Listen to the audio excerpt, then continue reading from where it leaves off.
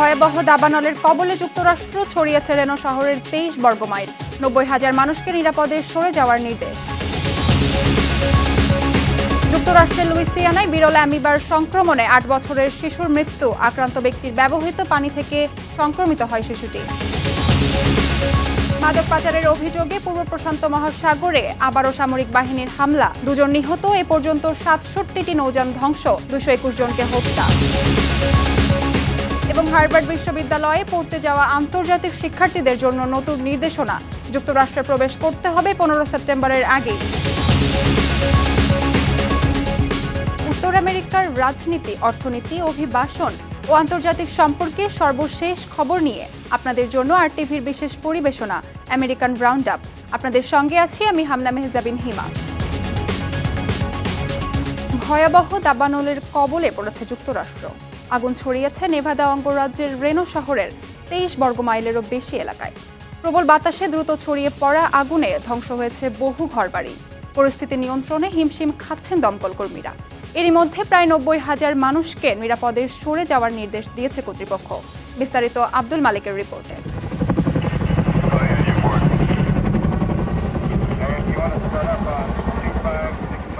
যুক্তরাষ্ট্রের নেভাদা অঙ্গরাজ্যের রেনো শহরের কাছে এবার ভয়াবহ দাবানলের সৃষ্টি হয়েছে। এরই মধ্যে আগুন ছড়িয়েছে 23 বর্গ মাইলেরও বেশি এলাকা, যা এখনও নিয়ন্ত্রণে আনতে পারেনি কর্তৃপক্ষ। প্রায় 42,000 মানুষকে তাৎক্ষণিকভাবে জরুরি আশ্রয় কেন্দ্রে যেতে নির্দেশ দেওয়া হয়েছে। সতর্কতায় আনা হয়েছে আরও 45,000 মানুষকে। বার্তা সংস্থা এপির তথ্য অনুযায়ী আগুনে বেশ কয়েকজন দমকল কর্মী ও বেসামরিক নাগরিকও আহত হয়েছেন। পাশাপাশি পুড়ে ছাই হয়েছে অসংখ্য বাড়িঘর। অনেক পরিবার চোখের সামনেই হারিয়েছে নিজেদের বসত বাড়ি। বিদ্যুৎহীন হয়ে পড়েছে হাজার হাজার মানুষ। বন্ধ রয়েছে গুরুত্বপূর্ণ সড়কেরও কিছু অংশ। আগুন নিয়ন্ত্রণে কাজ করছে প্রায় 800 জন ফায়ার ফাইটার। সহায়তায় ন্যাশনাল গার্ডের 60 সদস্য ও 2টি হেলিকপ্টারও মোতায়েন করেছে নেভাদা প্রশাসন। আগুনটি মানবসৃষ্ট হতে পারে বলে প্রাথমিকভাবে ধারণা করছে কর্তৃপক্ষ। তবে এটি দুর্ঘটনাজনিত নাকি ইচ্ছাকৃতভাবে সৃষ্টি করা হয়েছে তা এখনও স্পষ্ট নয়। শুষ্ক আবহাওয়া, দীর্ঘদিনের খরা এবং কম তুষারপাতের কারণে যুক্তরাষ্ট্রের পশ্চিমাঞ্চলে দাবানলের ঝুঁকি আরও বেড়েছে। আব্দুল মালেক, আরটিভি। যুক্তরাষ্ট্রের লুইসিয়ানা অঙ্গরাজ্যে বিরল ও প্রাণঘাতী অ্যামিবার সংক্রমণে প্রাণ হারিয়েছে 8 বছর বয়সী এক শিশু। স্বজন ও স্থানীয় সংবাদ মাধ্যমগুলো জানায়, মৃত ওই শিশুর নাম লিলিয়ান স্মার্ট। সে লুইসিয়ানার রাস্টন এলাকার বাসিন্দা ছিল। চিকিৎসকদের মতে নেগলেরিয়া ফাউলারি নামে অত্যন্ত বিরল এক ধরনের অ্যামিবায় আক্রান্ত হয়েছিল। ধারণা করা হচ্ছে লেক ক্লেবোর্নে সাঁতার কাটার সময়ই সে এই প্রাণঘাতী অ্যামিবার সংস্পর্শে আসে। লুইসিয়ানা স্বাস্থ্য বিভাগ গত 19 আগস্ট প্রথম এক স্থানীয় বাসিন্দা এই অ্যামিবায় আক্রান্ত হওয়ার খবরটি আনুষ্ঠানিকভাবে নিশ্চিত করে।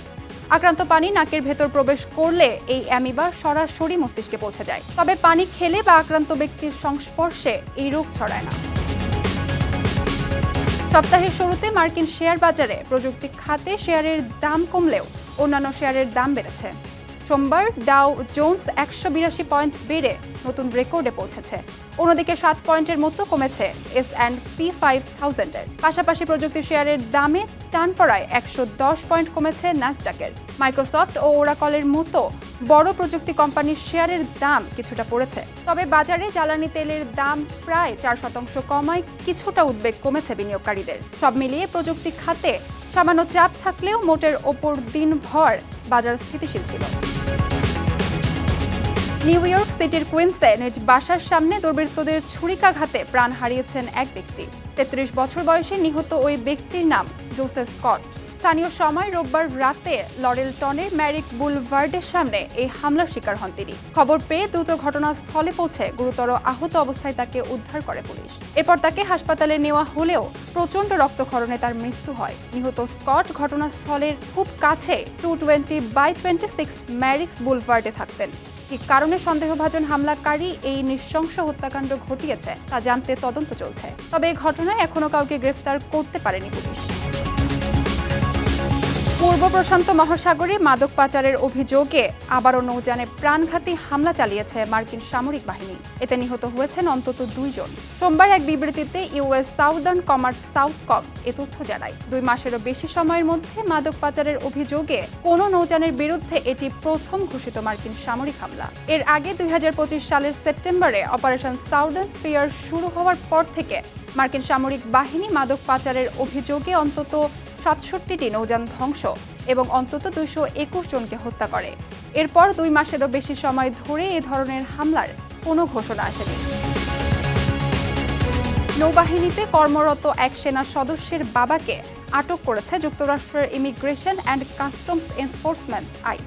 ফ্লোরিডার কি ওয়েস্টে গাড়ি মেরামতের জন্য নিয়ে যাওয়ার পথে 48 বছর বয়সী লুইস ম্যানুয়েল আভিলেসকে আটক করা হয়। নিকারাগুয়ায় এই নাগরিক গত 19 বছর ধরে যুক্তরাষ্ট্রে বসবাস করছেন এবং তার বৈধভাবে কাজের অনুমতিও রয়েছে বলে জানিয়েছে পরিবার। তার ছেলে বর্তমানে ইউএসএস আব্রাহাম লিঙ্কনের নেভি সদস্য হিসেবে দায়িত্ব পালন করছেন।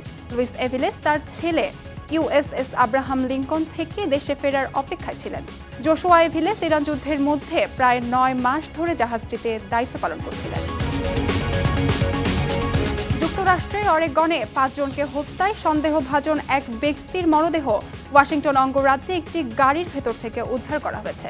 শনিবার পোর্টল্যান্ডের বাইরে গ্রামীণ এলাকায় 5 জনের মরদেহ উদ্ধারের একদিন পর রোববার এই সন্দেহভাজনের মরদেহ পাওয়া যায়। ওয়াশিংটন কাউন্টি শেরিফ কার্যালয়ের বরাতে এ তথ্য জানায় সিবিসি নিউজ। 36 বছর বয়সী বেঞ্জামিন চার্লস পার্কার আত্মহত্যা করেছেন বলে ধারণা করছেন তদন্তকারীরা। এর আগে শনিবার সকালে পোর্টল্যান্ডের প্রায় 30 মাইল পশ্চিমে ফরেস্ট গ্রোভে একটি সম্পত্তিতে গাড়ির আগুন লাগার খবর পেয়ে সেখানে যায় পুলিশ। তখন 5 জনের মরদেহ ও কয়েকটি গৃহপালিত পশুর মরদেহ পাওয়া যায়। বিস্তারিত বা মৃত্যুর কারণ এখনও প্রকাশ করা হয়নি।